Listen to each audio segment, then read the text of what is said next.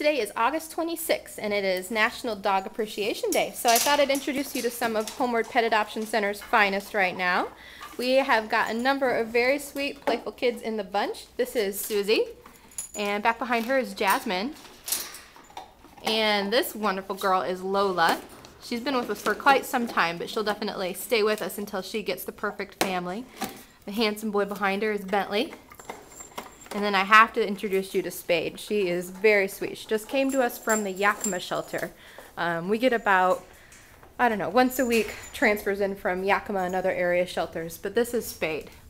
She is a very sweet girl, very loving. She came from a great family that just couldn't afford to keep her any longer. So we'll take care of her, and we're gonna make sure she gets a great home she deserves.